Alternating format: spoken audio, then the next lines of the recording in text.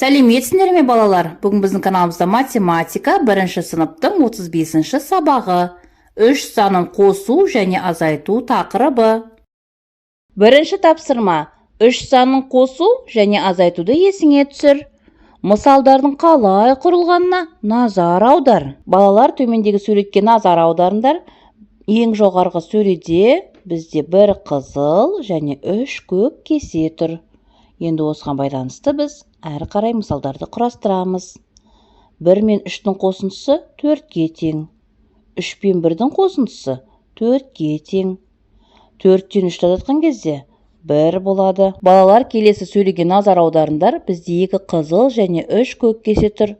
Енді осыған мысалдар құрастырайық. 2 мен 3-тің қосындысы және 3 пен 2-ның қосындысы 5-ке тең. 5-тен 3-ті азайтқан кезде 2 қалады. Келесі сөйлеге назар аударыңдар. Бізде 3 қызыл және 3 көк кесе тұр. 3 пен 3-тің қосындысы және 3 пен 3-тің қосындысы 6-ға тең. 6-дан 3-ті азайтқан кезде 3 қалады. Келесі сөйлеге назар аударыңдар. Бізде 4 қызыл және 3 көк ыдыс тұр. 4 пен 3-тің қосындысы және 3 пен 4-тің қосындысы 7-ге тең.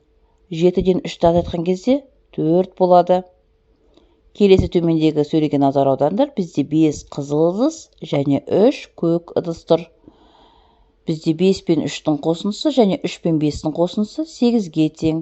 8-ден 3-ті азайтқан кезде 5 қалады. Келесі сөйлеге назар аударыңдар. Бізде 6 қызыл кесе және 3 көк кесе тұр. 6 мен 3-тің қосындысы және 3 пен 6-ның қосындысы 9-ға тең. 9-дан 3-ті азайтқан кезде 6 қалады. Және ең төмендегі сөйлеге назар аударыңдар. Бізде 7 қызыл және 3 көк кесе тұр. 7 мен 3-тің қосындысы және 3 пен 7-ның қосындысы 10-ға тең. 10 мен 3-тің айырмасы 7-ге тең болады. Мінекей балалар, бұл жерде қосудың ауыстырымдық қасиеті орындалған. Балалар, естеріңе сақтап алыңдар. 10 санының құрамы 3 пен 7, 7 мен 3 сандары. 9 санының құрамы 3 пен 6, 6 мен 3 сандары. 8 санының құрамы 3 пен 5, 5 пен 3 сандары. 7 санының құрамы 3 пен 4, 4 пен 3 сандары. 6 санының құрамы 3 пен 3 сандары. 5 санының құрамы 3 пен 2, 2 мен 3 сандары. 4 санының құрамы 3 пен 1, 1 мен 3 сандары. Келесі өзіндік жұмыс, 2-ші тапсырма. Сандардың құрамын айт. Азайтуға мысалдар құрастыр және жаз. 4 санның құрамы 3 пен 1, 7 санның құрамы 3 пен 4, 9 санның құрамы 3 пен 6 сандары. Енді балалар, азайтуға мысалдар құрастырайық. 4 пен 3-тің айырмасы 1-ге тең, 4 пен 1-дің айырмасы 3-ге тең. 7-ден 3-ті азайтқан кезде 4 болады, 7-ден 4-ті азайтқан кезде 3 қалады. 9-дан 3-ті азайтқан кезде 6 қалады, 9-дан 6-ны азайтқан кезде 3 болады. Келесі жұптық жұмыс, 3-ші тапсырма. Есепте. Сан кесіндісін қолдан. Досыңнан тексеруін сұра. 4-ке 3-ті қосамыз, немесе 4-ке 2-ні қосамыз, одан кейін 1-ді қосамыз. Енді балалар, сан кесіндісіне қарайық. Сан кесіндісінен 4 санын тауып аламыз. 4 санына алдына қарай, яғни 10-ға қарай 3 санын қосамыз. Немесе 4 санын тауып алып, одан кейін оған 2 санын қосамыз. Содан соң 1 санын қосамыз.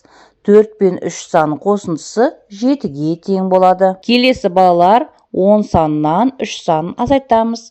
Немесе балалар, 10 санынан 2 санын және 1 санын азайтамыз. Енді балалар, сан кесіндісіне қараңдар. Бұл жерде біз 10 санын тауып алуымыз керекпіз. 10 санын тауып алып, одан кері қарай, яғни солға қарай біз 3 санын азайтамыз. Немесе 10 санын тауып алып сан кесіндісінен, одан 2 санын және 1 санды азайтамыз.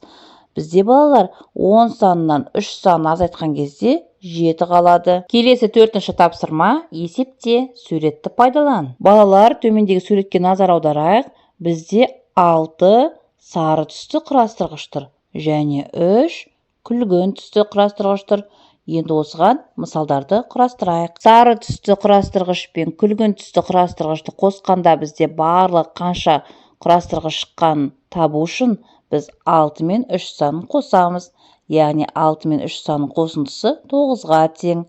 Енді осы барлығы бізде 9 құрастырғыш шықты.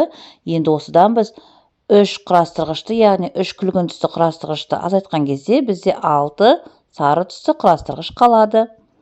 Келесі балалар, бізде мына жерде біз 6 құрастырғышты көріп тұрмыз, сары. Енді 6-ға қосамыз. Біз 3 санын бұл жерде 2 және 1 сан деп алған. Яғни 3 санын құрамы 2 және 1 сандарынан тұрады.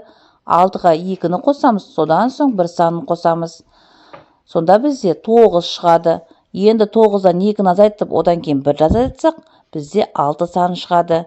Келесі 6 санына 1 санын қосып, одан соң 2 санын қосқанда, бізде қосындының мәні 9-ға тең болады. Және 9-дан 1 азайтып, одан кейін 2-ні азайтсақ, айырманың мәні 6-ға тең болады. Осымен балалар, сабақ аяқталды. Назар салып тыңдағандарыңа рахмет. Сабақ ұнаса лайк басып, каналға тіркелуді ұмытпаңдар. Келесі кездескенше.